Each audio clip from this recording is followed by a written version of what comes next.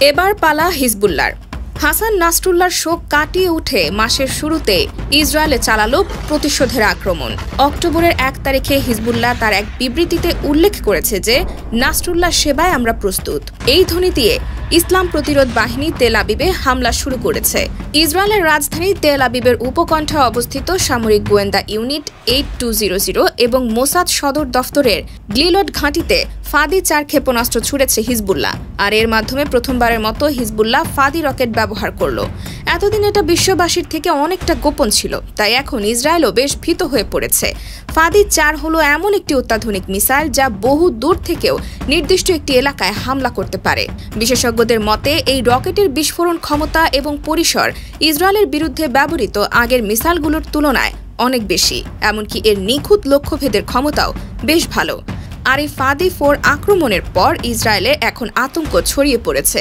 ইসরায়েলের চ্যানেল 12 জানিয়েছে যে তেল আবিবের রকেটের শার্পনেল আঘাত হানায় বেশ কয়েকজন ইসরায়েলি গুরুতর আঘাত পেয়েছে, তবে নিহতের খবরটি তারা এখনও প্রকাশ করেনি।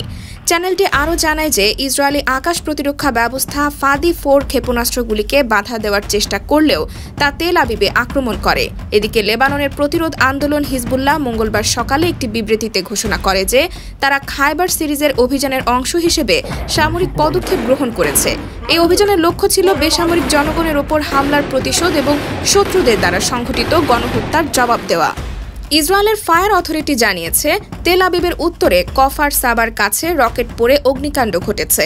ইসরায়েলের সম্প্রচার কর্তৃপক্ষ কান জানিয়েছে লেবানন থেকে 3টি ক্ষেপণাস্ত্র তেল আবিব অঞ্চলের দিকে ছোড়া হয়, যা তেল আবিবকে ক্ষতিগ্রস্ত করেছে। এদিকে আরেক ইসরায়েলের মিডিয়া জানিয়েছে মোট 10টি ব্যালিস্টিক ক্ষেপণাস্ত্র লেবানন থেকে তেল আবিবের দিকে নিক্ষেপ করা হয়, তাই এখন তেল আবিবের জনগণ বেশ ভয় রয়েছে। হিজবুল্লাহর এই মিসাইল হামলার কারণে লক্ষাধিক ইসরায়েলি নাগরিক তেল আবিব ছেড়ে নিরাপত্তার খোঁজ নিচ্ছেন। তারা ইতিমধ্যে বিভিন্ন শহরে আশ্রয় নিয়েছে বলে ইসরায়েলি সামরিক বাহিনী নিশ্চিত করেছে। এছাড়াও তারা জানিয়েছে যে তেল আবিব অঞ্চলের দিকে ছোড়া বেশ কয়েকটি ক্ষেপণাস্ত্র শনাক্ত করা হয়েছে। ইসরায়েলের প্রতিশোধ নিতে চায়।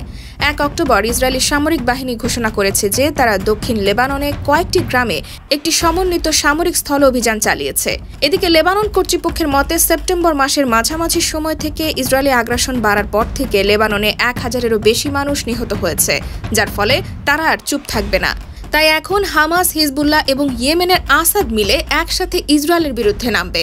গত 7 অক্টোবর থেকে শুরু হওয়া গাজার যুদ্ধে লেবাননের হিজবুল্লাহ সরাসরি জড়িত হলেও তারা সীমিত আকারে অংশ নিয়েছে। তবে সাম্প্রতিক সপ্তাহগুলোতে যুদ্ধের তীব্রতা বেড়েছে এবং এটি নিয়ে উদ্বেগ তৈরি হয়েছে যে পূর্ণাঙ্গ যুদ্ধ শিগগিরই শুরু হতে পারে। ইসরায়েল বহু বছর ধরে লেবাননের কিছু অংশ দখল করে রেখেছে এবং 2000 সালে হিজবুল্লাহ নেতৃত্বাধীন লেবানন প্রতিরোধের মুখে দেশ থেকে চলে যেতে বাধ্য হয়েছিল। 2006 সালে ইসরায়েল পুনরায় লেবানন দখলের চেষ্টা করেছিল, কিন্তু তারা ব্যর্থ হয়, যা লেবানন একটি বড় বিজয় হিসেবে বিবেচনা করে। তবে এখনও ইসরায়েল লেবাননের শেবা ফার্মস অঞ্চল দখল করে রেখেছে।